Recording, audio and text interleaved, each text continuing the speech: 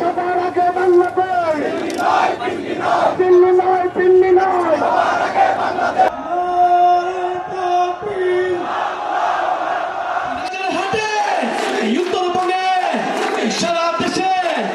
মাঠের স্লোগান, মঞ্চের বক্তব্য কিংবা টেবিলের আলোচনা সবখানি এখন কম বেশি দূরত্ব দৃশ্যমান হচ্ছে সেই সব রাজনৈতিক শক্তিগুলোর মধ্যে যারা শেখ হাসিনা সরকার পতনের অভিন্ন লক্ষ্যে গত জুলাইয়ে ছিল একই প্ল্যাটফর্মে। চাঁদাবাজি সেই দুর্নীতিকে আগে আরেকটা দল পাহারা দিত, এখন নতুন আরেকটি দল পাহারা দিচ্ছে। কোন দল 5ই আগস্ট হাসিনার বিদায়ের পর ওনারা দেশের মালিক বনে গেছে।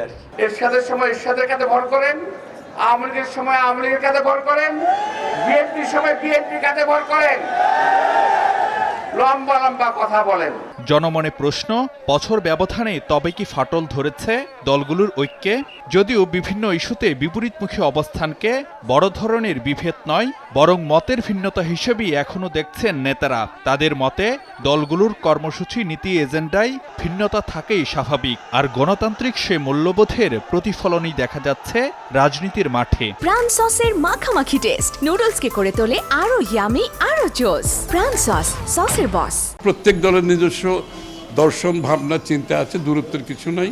এই জন্য এটা ভিন্ন ভিন্ন দল হয়েছে।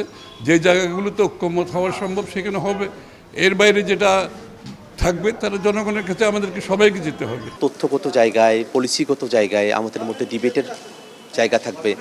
আমাদের মধ্যে বিভিন্ন কাজগুলো কতটা ভালোভাবে জনগণের কাছে উপস্থাপন করা যায় সেই বিষয়গুলো আমাদের রাজনীতির প্রধানতম এজেন্ডা হয়ে উঠবে। রাজনীতিতে প্রতিযোগিতার জায়গা থাকবে, কিন্তু সেটা যেন বিদ্বেষের জায়গায় চর্চা না হয়। দল ভিন্ন হলে মতদ্বৈততা থাকতে পারে, তবে এটা যেন মতবিরোধে পরিণত না হয়। সেই জায়গায় যে আমরা সবাই দায়িত্বশীল হতাম, তাইলে মতবিরোধের জায়গাটা বা পাল্টাপাল্টি আক্রমণের জায়গাটা হয়তো এড়িয়ে যাওয়া যেত।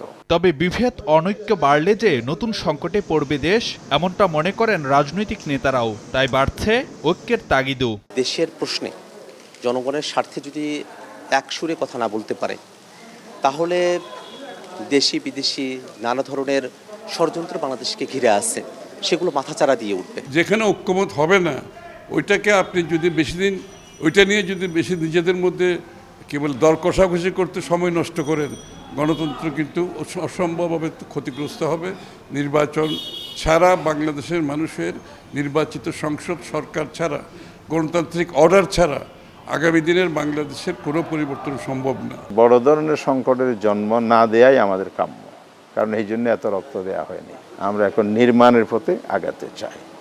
সেজন্য সংকট বা মহাসংকটের দিকে দেশ যেতে আবার দাবিত হতে না পারে, সেজন্য সবাইকে ঐক্যবদ্ধ থাকতে হবে, দায়িত্বশীল হতে হবে, রাজনৈতিক শিষ্টাচার বজায় রেখে নিজ নিজ কর্মসূচি নিয়ে আমাদেরকে মাঠে প্রতিযোগিতা করতে হবে। অশুভ প্রতিযোগিতা কখনো ভালো সুফল আনবে না। বিশ্লেষকরা বলছেন, রাজনৈতিক দলগুলোর যেমন পরস্পরকে ছাড় দেওয়ার মানসিকতা থাকতে হবে, তেমনি ভূমিকা রাখতে পারে সরকারও।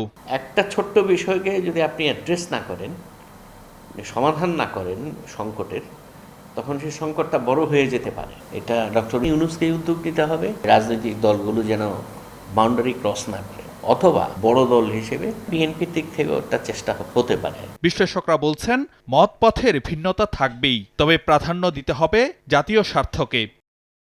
ফারুক ভূঁইয়া, রবিন, সময় সংবাদ, ঢাকা।